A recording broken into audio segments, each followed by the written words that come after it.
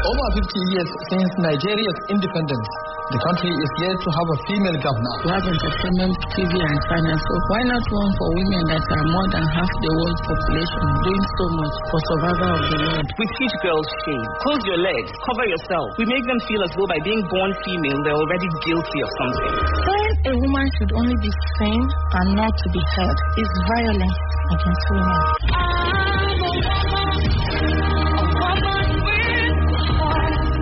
Women are a vital part of our existence. The mothers of our children, our support. Hence, they deserve to lead full lives 100%. Tune in every Tuesday by 11 a.m. on Royal FM 95.1 for the program 100% Women, 100% Women, celebrating women.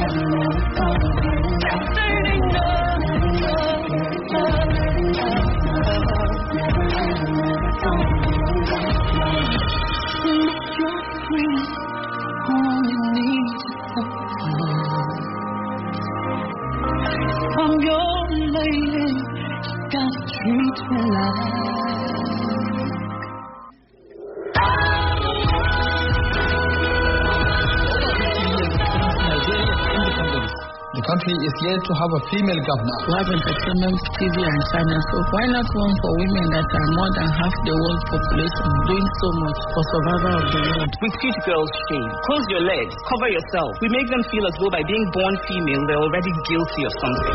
Saying a woman should only be seen and not to be heard is violence against women.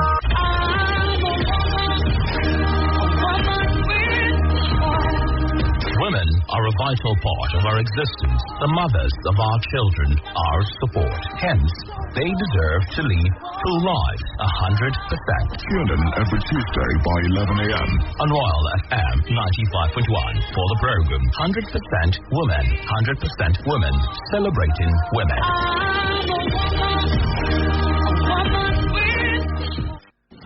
Is more or less like my daughter.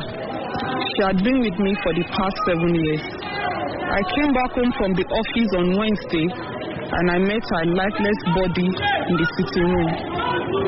I'm demanding for justice. The killers, I want to know them. I want to know why she was killed.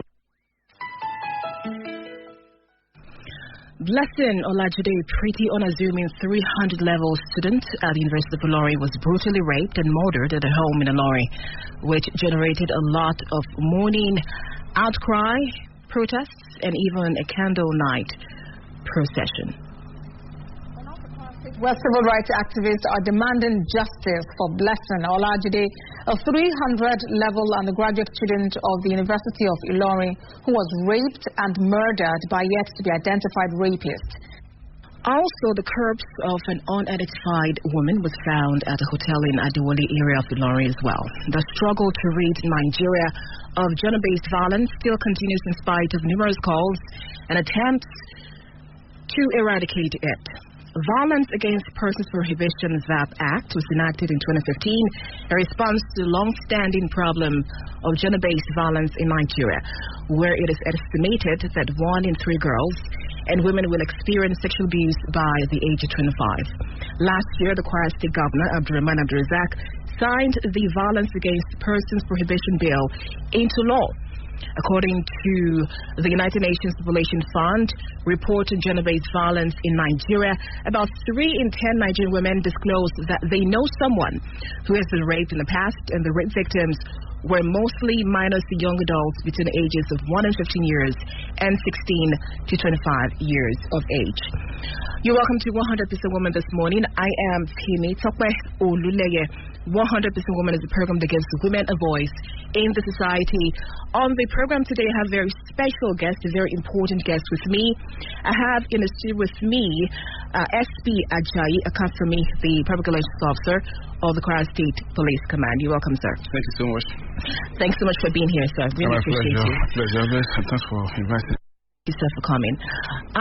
Let's get into safety tips for women, because this, as a result of this incidences that came up, and this is not just the ones that have come up recently, this is just a few out of it, after so many that have come up, especially here in Ilorin. So I want to talk about how women or females can be more safety conscious wherever they are. But before we get into the rudiments of safety for women, are there any significant updates from the Blessing Olajide's case and also the other one as well? And have any suspects been arrested yet? Yeah, thank you. As far as Blessing Olajide's case would be, the police has tried, and we are actually getting to. And I can assure the good people of Kwara State and especially the women folk who were so unhappy about that incident. We are assuring them that very soon the police will come up with what we have done. But one thing is certain, the perpetrators of that heinous crime are going to be arrested, and I can tell you we are working as them arrested, and that is what is going to happen very soon. Okay, thank you so much, sir, for your efforts concerning that. Yes, so let us talk about the rape and murder of women in our society. Why do you think it still persists in our society? Why do you think it still perpetuates, it still goes on, it still continues? The society that we are in now is far more a society that has no respect for value anymore.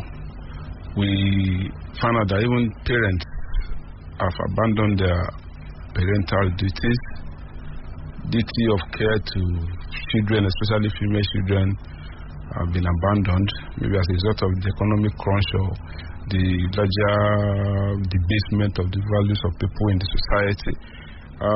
Those days when children goes out, the parents will most likely inspect the female side before going out. What are you wearing? Where do you think you are going with this kind of dress? But nowadays, you even see that women are the one even choosing the kind of dress their children who wear that will attract the male folk. So all this has, in one way or the other, contributed to this issue of rape. Also, talking about parents too, we discovered that a lot of the youths we have in today Nigeria are taken into drugs, illicit drugs, abuse of drugs and substances. And before somebody can indulge in crimes like rape and the rest of them, such persons need something to motivate them negatively. And that is one of the reasons, because somebody with his normal eyes, normal hair, normal posture would not want to indulge that. But you see, going to do that has, some influence of some external influence, let me put it that way. And this also bounces back to the kind of family we come from, the kind of parental care our parents give the children these days. Those days when you see the peer group your son or your daughter is following, you have to ask, you know the parents of a friend that your boy keeps. Sometimes it could be a friend between the father and another father, then the children will become friends. But these days you see people coming home with different kind of people, with different kind of dressing and pattern of hair, and the rest of them, the parent will think, my boy is is getting, he's been how do I put it, he's climbing the social ladder like that without asking questions. So all these things cumulatively have caused or have contributed to the rising cases of rape and the rest of them we see happening these days. And nowadays, from what happened just recently in Lagos, where a young girl of 21 killed her boyfriend or a man friend like that as a result of excessive consumption of drugs. So all those things is not even only on men alone now. Both men and women, both girls and boys, are fully involved in consumption of these substances that has led them to do so many things. Not only men, it's not only a case where men are now raping girls. There are cases or there are reports where females are also coming together to rape a guy. So there are so many things like that. So it's as a result of the kind of society we find ourselves, the kind of correction we parents are giving our children. Not only even in our different homes, even in schools. You find out that teachers can no longer even control the kind of student they have in schools. I have a friend who told me that as a copper, a student of a secondary school was, toasting a teacher who is a copper. You can imagine that what is happening these days. So it's a very serious matter, and all this has also emboldened these boys to do. And the other reason that is, causing this the reluctance by families of victims of rape to come up to say, okay, I want to see to the end of this case. You see, sometimes by the time police start doing their job, by the time the suspect are arrested, you discover that 70 or 60%, I'm not too sure of the statistics, but 70 to 60% of rape cases are done by family and friends of the victim. When investigation is going to discover it's either a cousin is raping, or a family or an uncle and the rest of them. So at the end of the day, you see the family of both coming together and say, okay, let us kill this man, let us hide our own shame and forget about this. But no consequences. You discover that people continue to do it. So all these things I've analyzed are really causes of rape. We have a lot of laws, a lot of penalties for those people that are involved in it, but the lack of steam by the families of either the victim or the suspect to go out with the case has also caused a lot of problems for the security agents and the reason why the thing is going higher every day.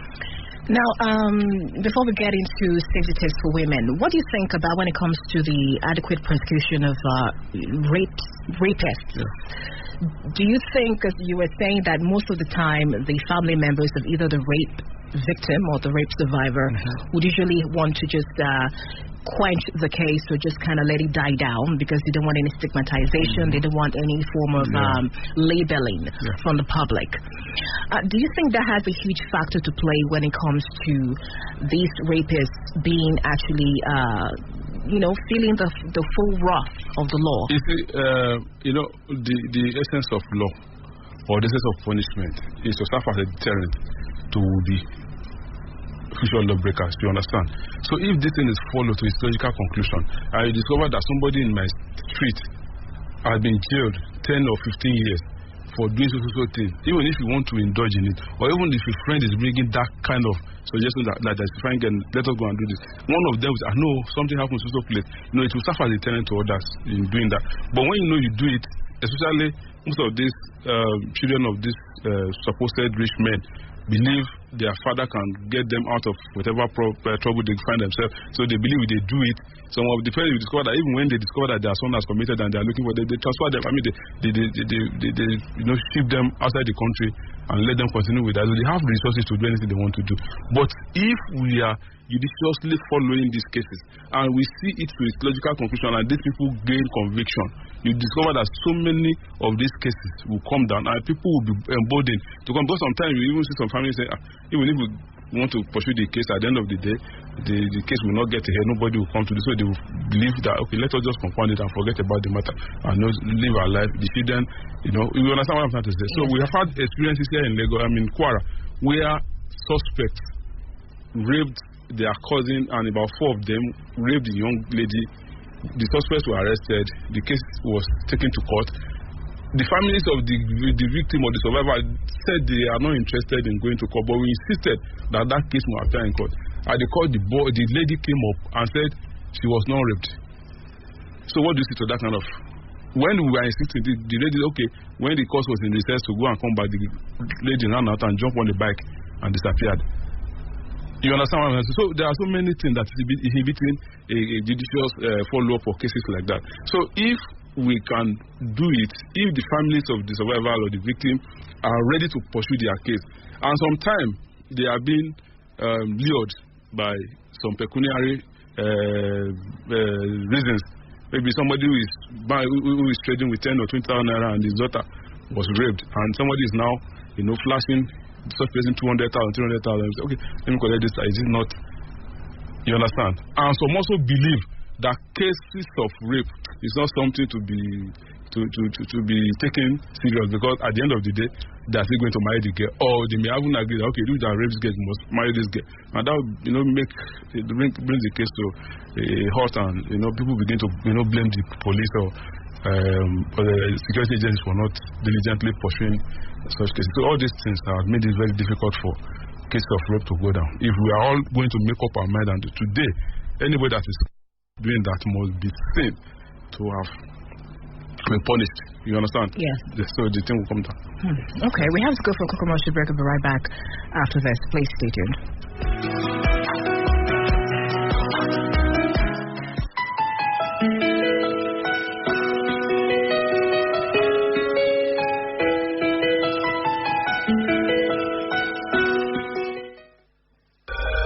Over 50 years since Nigeria's independence, the country is yet to have a female governor. We have entertainment, TV and finance, so why not one for women that are more than half the world's population, doing so much for survival of the world? We teach girls shame. Close your legs, cover yourself. We make them feel as though by being born female, they're already guilty of something. Saying a woman should only be seen and not to be heard is violence against women.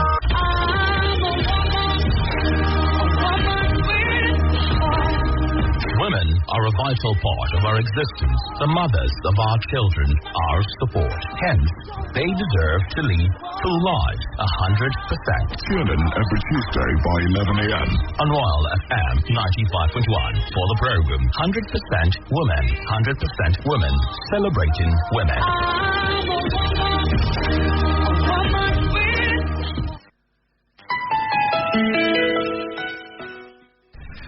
Welcome back to the program. The program you're listening to right now is 100% Woman, Real FM 95.1. I had to have a very special guest with me this morning, SB Ajayi Okasanmi, the PPRO of the Kwara State Police Command. So before we went for that break, you were saying that the prosecution for rape is pretty difficult because there is lots of circumstances that surround it, especially when the family doesn't want to go ahead to adequately make sure the case is gone through trial adequately. Well, let's move on to safety now, because if you can try and talk about how this kind of crimes can be avoided, especially on the part of the women folk, maybe that could help a lot more. So let's talk about what advice do you think parents and guardians can give to their adult female children in the university or polytechnic or in high institutions to ensure their safety from crimes like this, or even rape, murder, and so on and so forth? Actually, I want to say that some children or some teenagers prefer to live or to lead a very pretentious life when they are home with their parents. That's why sometimes when a lady or even a guy goes out and commits a very serious crime, you find out that their parents become so surprised that in spite of all the security, whatever I put at home, you still can do this. Sometimes they will be ready to even knock their head on the wall that my son can never do this. But the sons will surprise them by saying, Daddy, we did this. So we as parents, we need to have or to get the confidence of our children, whether male or female. Be friendly with your daughter. Keep nothing away from your children. No matter the little question they ask, answer them. Answer them in a positive way. No matter, irrespective of the level of embarrassment that question will cause you as a parent, endeavor to answer it the correct way. So the moment they get the confidence of their parents, even if anything is happening to them, they will be free to tell their parents, sir or ma, when I go to so places, this thing happened, or my friend is advising me to do this, my friend. So the moment you get that from your children, one very important aspect of their life has been secured. Even if they get to school, because this kind of the sense of freedom they get when they get to a higher institution. When they are in the secondary school, they still come back home, their parents. But now they are in the tertiary institution, they believe they've gotten a license to do anything they want to do. But a child that is well brought up at home, that has this believe that my mother is my friend, my daddy is my friend, anything that happens to her, no matter the influence of her friend, we always call the mother and father and tell, this is what is happening, this is what. So they will be in the right place and be a person to tell them what to do and what not to do. That is number one. And then secondly, we parents must know the kind of friends our children are keeping, both in the school or even in the community or in our society. You must know the kind of friend of your children that are moving around with. Pay surprise visits to their hostel and their schools. See what they are doing. Tell the teacher, bring the teacher close. Tell, this is my son, this is my daughter, this is what we do in our home, this is what we don't allow. If you see them doing this, let the child know that you are giving the teacher an authority to deal with him or her whenever he goes wrong. You understand? The moment you keep doing that, the fear will be in them. The fear will be in them. As from home, let them know the dangers that is inherent in this illicit use of drugs. And as a father or a mother, make sure you know the mood of your child at any given point in time. A child that is very able, a child that is outgoing, suddenly turns it on in the home. Let him sit down without talking to anybody, without playing with anybody. You feel, yeah, my boy is becoming big boy. No, there must be something wrong with him that he does not want to tell you. Pester him, ask him questions. By the time you press him too much, he will tell you exactly what is happening to him. And if he doesn't want to tell him, investigate on your own. Do some research. You discover that this boy is either involved in some form of society and the rest of them. So we should endeavor to at least give adequate time to see what our children are doing, wherever they may be. So when you keep doing that, the children will be afraid. When I was in the university, there was a lady that was like telling her friend, we just sit down under the tree. She was relating to her friend that her father was so wicked that if he wants to buy something, without how much, he will be thinking that father will give her the money. The next day, the father will say, yeah, enter the car, let's go. They'll go to a bookshop. The book he has said, this one is 3,000, the father will buy it for 1,000. He said, what kind of father is this? That one day he was now in the room, he knelt down and was praying to God, that father, change my daddy. My father, change my daddy. Unknown to her that the father was at the door. Watching at the door. He said, well, that he opened her eyes, he saw her father shedding tears. That, no, I didn't hate you. I want you to be free. I want you to be accountable. That is why. That not that I hate you. Then he said he now cried and he hugged the father, and from then he realized that the father was telling her the right thing. So some people will not want to do that. They will say, let him, you understand what I'm saying? So by the time you start doing that to your children, they will know the kind of home they come from. Somebody like us, my father will always tell us when we were even up to today, he will tell you that, come, remember the son of whom you are. If you are doing great, remember the son of whom you are. If you are not doing, just always remember the son of whom you are. So by the time you make your children understand that me, I am this, I don't want you to spoil my name, I don't want you to get involved in anything that will tarnish my image, the son will know, and he will always remember the kind of father or mother he or she has. So that is what I can talk about, the advice to give parents, because they are the ones that are really involved in this. You don't leave the life of your children to the teachers. Teachers who have their own children, they are mending at home. So their own is to teach. Sometimes they have to, your trouble is getting too much. When you get to your so you have to give your children the required attention. Teachers will do their own, but you as parents must always do the one you think at least you get to a particular level that I think the boy or girl can continue on their own. Now, for females in high institutions that are being harassed by, let's say, cultists, because I've heard of incidences like that. I even know of a lady that had to leave a school because she was really being harassed by cultists. What would you advise a female, child like that in a university? Should she confide in her parents? They might have threatened her that if she does, they will kill her. What can be done in a very dire situation? In that kind of situation, the best the girl could do is to report. First, report to your school authority that the person you know is threatening me with this, with that, with this, with that. Report to your parents. Do not hide anything. But if she reports to this university, she might be scared that she might be killed. No, it's not possible. It's not possible. Those boys we see that will also, I mean, that these cultists that will threat so much, that will feel so afraid of, they too are afraid. The only thing that gives them an upper hand is because they have weapons they can use on you, or maybe they have determined that, okay, because they know that joining a cult is just like getting a death sentence. There is nothing you are going to gain as a cultist. So the moment you are identified as a cultist, you know you are not going to be free. So the moment somebody says you threaten him, and you know you are actually a cultist, and he goes to report you, and you are aware that he has reported you, they will call you. So it is advisable that such children should report to the teachers and get home and report to their parents. Let them come and meet the guy and confront him that this is what you are doing to my daughter, and you hand him over to the person. The boy will be profiled by the school authority. The parents and the parents of the girl can decide to profile the boy to know his parents, know everything about it. If anything happens to that the child, they will be in trouble. So, but the fact that people are afraid that if I report, there could be a repercussion and decide, no. Report to the authorities. That's why in most universities now you see security units are there. Report to them. They will take you to the authorities. If the security units are trying to settle the matter, go on your own. Write to the VC or the dean or whoever is in charge of the students. Tell them this is what you are experiencing. So mention the names. They will be afraid of you. I'm just telling you the truth. So you think that will sort out that situation? Honestly. Okay. Can they approach police authorities? They can approach police. We have received so many cases like that. Okay. The same thing we'll do is we'll arrest the so-called cultists, bring them and no, they have not actually committed the offense, but they have threatened. Let them come and tell us that they actually threatened the girl. They will deny. I will now profile them and tell them if anything happens to this girl or you be held responsible. Because there are insinuations and rumors, although not confirmed yet, that this lady Blessing that was raped and murdered, that there's some kind of seems to be related to some cultists. Rumors or insinuations. We know, not too sure how true that is, but that is what we heard about.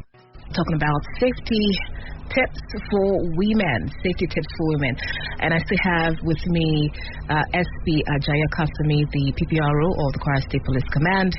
Let's move on. Now let's talk about the safety tips you can give generally to women so that they don't become victims of heinous crimes like rape, murder, and the likes. Now, for this lady, Blessing, who unfortunately was killed, in that kind of situation, I mean, do you think anything else could have been? Do you think it could have been avoided? Because it's shocking to me because it was in her home, and I'm sure they had neighbors. I mean, is it that nobody heard anything, or could it be there were people she knew, and so on? So, in situations, how can women generally avoid being victims of crimes like this? You see, in the case of late Blessing, I personally think maybe it is possible she could be keeping friends that do come to visit her home if she was not going out, and it is possible the people around the neighbors have been seeing such movements, and on that particular day they may think maybe it is possible these are the kind of people that used to visit her, and unknown to them that anything could come out of it. I'm just saying it, I'm not saying that's exactly what happened. Yeah. So that's why I try to say it before that we should mind the kind of friends we keep. And this issue of drugs too plays a part in most of these things we're talking. Like that girl in Lagos, you can see her. If you see her face, nobody, if not for the fact that she came out to say by herself that she was high on drugs on the day of that incident, nobody would have believed that anything could have gone wrong. So we are still trying to unravel that mystery anyway, and I don't want to go too deep into what we are trying to do. But what I would just advise people is that know the kind of friends you keep. Do not allow unrestricted access to your home by anybody. Do you understand? Yes. You should not allow unrestricted access to your home by anybody that you think that this is my friend. You can only say this is my friend because you don't know if she is actually your friend. But in your own mind, you can Tokpa is my friend, but I don't know if I am Tokpa's friend. But the fact that we are moving together does not give you the confidence that yes, you can do this and she can do this. We're all human beings, and everybody had that, that thing she notices quietly within her that nobody or anybody is aware of. So keeping of friends is one of the things that I think can motivate that kind of action. Courtism or no, even the issue of courtism we are talking about stems out of the fact that people keep friends they don't know who the friend are really are. Do you understand? Maybe it's just a friend. If the day we take you to where you be initiated, you might not know. You just feel it's my friend, let me follow him. So you have to be very careful of the kind of people you keep around you. So that is one of the reasons. Then two, again, we should avoid this crave for materialism. My friend is using a high phone, I must use a high phone. This lady is not as beautiful as myself. See the kind of man she's going out with, this kind of what she's getting from people. So I must get my own, I must do so. All these things have pushed so many guests into pits that they cannot come out of. So we are investigating most of these cases. I'm just speaking out of experience. Like the lady you mentioned that died that was killed in the hotel. You'll be surprised that this lady came from another state to Ilorin without anybody's knowledge, but the knowledge of a particular person who is very close to her. So if parents are giving their children what is expected of them, how will I allow my girl travel to go and meet a man at that time of the day, and eventually she was killed in that hotel? So there are so many things that are going wrong in our society that we still need to sit down and look for ways of curbing them. But now, this issue of materialism, this issue of social media has also contributed largely to what we are seeing in this country, especially to all the evil that is happening in our society today.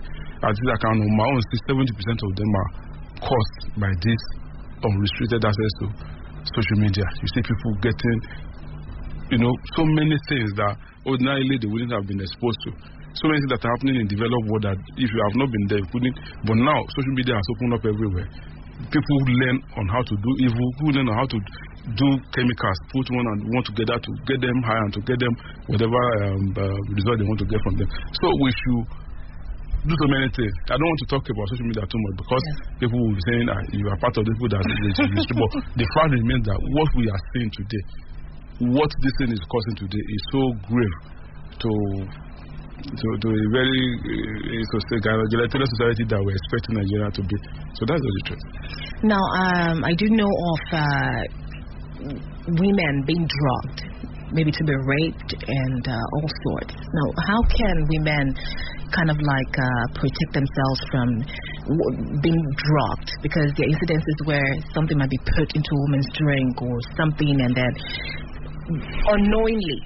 So how can a woman watch against that so she doesn't get drugged to the point of being either being killed or raped or and so on? So many things happen. Because drink, when you talk about drink, could be soft drink, the normal mineral and the rest of them, could be alcoholic drinks. But what I know is that if, for example, a soft drink is poisoned, to the best of my knowledge, if you put it in your mouth, at least you will experience some different taste. And if you are alert to what you are doing, you are even ordinarily at home. If you send your child to go and buy a bottle of, when the moment you open it, you put it. If it has expired, and you see the flatness in you know this thing is not good. But if it is an alcoholic drink, maybe you've been drinking and you got tired. Maybe in the course of you going to the loo to come back, they have dropped something. You might not even notice that something has been dropped in your drink. So what I'm saying in essence is that the moment as a lady you are indulging excessive alcoholism, getting drunk, you follow the guy out, especially a guy, for example, that has been trying to pester you for sex or something that you are yet to agree for whatever reason or the other. You follow him there and you begin to drink. It might result in you being drugged and stuff. So the moment you know you are going out with friends, determine not to drink. If you must drink before going. You understand? Yes. Especially when you know that this person you are not sure. And one thing about people that we have our own instinct. We have our own God in every one of us. Like if you want to do this and something tells you in your mind that don't do it, just obey that instinct and stop doing it. So if you want to go out with a guy and your mind something tells you in your mind that this person is not okay, if you want to disobey go, then decide not to take anything. Continue to show him that your unwillingness to go out with him. Then the guy will get frustrated and say, okay, go back. At least, okay, let me go some other time. But the moment we don't listen to that, because we have something we are targeting, that this guy can get me this guy can buy me this, and because of that, you follow him out, he gives you this to drink. Some of them, they take them to a highbrow clubs and rest where they will buy a bottle of drink for like 30, 40, 50, 100,000. You think, this man has arrived. Anything he gives you, you drink because you believe you are going to make money. So these things are not ordinary. They have the target before doing that. At the moment you follow them there, anything you get is what you have really, how do I put it? Anything that you get is what you have factually expected. Because you don't follow a guy to a club and you decide not to drink. You understand what that is? Yes. So the moment you start drinking, anything can happen. Anything can be, a rape can be organized, and you can from there even be bundled out to any place they can rape you and they find their way. So now, is it lawful for women to have items or anything that can protect for self-defense, maybe like pepper spray or what are the have on one case? Sometimes we advise women that if you are going out this time, you can arm yourself. What are the things that a woman can arm herself with? As little as your nails. Nails. Your nails. Okay. Is a weapon when it comes to that kind of thing. How? Weapon in the face. If you choke your nails in the face of somebody who wants to do any rubbish with you, apart from the fact that it will scare him, you already put an evidence on his face. If anything happens. Okay. Do you understand? Yes. Your car key, if you have car, is a weapon. Your shoe sole is weapon, just to scare the intending it through that way. Yes. And the moment you do that, find your way, run as fast you can. Your heels can take you. there's nothing wrong in you having even a whistle in your bag. You know, you women, you have different kind of items in your bag. You can even add a whistle into it. A whistle, yeah. A whistle. When you see something that you bring it out and people will begin to it will alert people around. Even the person will be surprised that will be surprised. What kind of? It might even be thinking that maybe you are a policewoman or an army officer. By bringing out a whistle and blow it indiscriminately, begin to blow it. You know, people will come and say, you understand? And if you don't have, you can scream. If you are driving your car and you notice somebody is trailing behind, continue to run and not to the nearest police checkpoint or the nearest police station. Go there and tell them something is happening. If somebody is trying to ask for a direction while maybe you are driving, or give him a distance. If your car is up, wind down a little for the person to be able to hear you. Do not make sure your cars are locked. Any moment if you are walking, do not walk alone. Do not walk in isolated places, bushy environment. And some of our ladies today, they will be going around with their earphone and they will be pressing phones. If there is a vehicle coming honking, they can't hear. They will be going. You understand? If somebody is even coming on foot, they will not know that anybody is following them behind. So all those things we have to be conscious of our environment. Those of us, some of the ladies that jog, do not jog too early in the morning when the atmosphere is not clear enough. Don't jog alone, and don't jog in areas that are very quiet that you don't see people as you jog around. So all these things, when you keep them in your mind and people will be afraid of you. People will not get. But by the time you start waking up around 5 and start jogging alone in an isolated area, anybody can come. You're also saying it's also important to always inform someone of wherever you are going. Yeah. Going out, inform someone. Your mom, your dad, your very close friend. Tell the person you are going, you are traveling. Anywhere. I will always tell people, do not board a vehicle on this sideway. Go to a recognized park where this manifest, where your names and everything will be written. Yeah. And even while in the vehicle, there's nothing wrong with you making a call to your dad or anybody, describing the driver of the vehicle. I'm inside a Toyota Corolla. The driver is dark in complexion with tribal mark. He's wearing Ankara. But the time the man keeps listening to what you are saying, he knows that you're already reporting him to somebody. With his own registration number, the car is colored blue or green. All these things, when you begin to say it. So being that detailed is important. It's very important. Yes. And we should not leave our phones on carded. Let me use that English. We should always ensure that we have credits on our phone to make calls at any time we need call. And if you are driving, ensure that the fuel in your car can take you to wherever you are going. There will be no need for you stopping to buy fuel that somebody can capture you there. When you are going out of your, buy a full tank or the fuel that can take you, make sure your cars are locked. In your home, when you enter, whether you are living alone or not, do not allow people to know that you are living alone. Sometimes you need to converse with somebody, with an imaginary friend. Would you advise single women to live alone? Sometimes, we are in a democratic society. We are where everybody has freedom to do anything he or she wants to do. So if you decide to stay alone, you can stay alone, but do not allow people to know that you are staying alone. Sometimes you can make an imaginary conversation. Nobody's with you. Well, come, let's for people to know that you are not alone in the house. Make sure you lock all your doors. Put a flashlight at your house, and even this a door tracker or a mirror in your door where you can view somebody that is coming to your house. If you see this is about the person you are expecting, do not open your door. If you are living with a child alone, do not allow a child to go and open door for strangers. Do not give a ride to any stranger on the road. Or maybe you see somebody a cow has a problem with his car on the road. You want to stop and begin to do no. The only thing you can do is go. If you get to a police station, tell them there's so plate.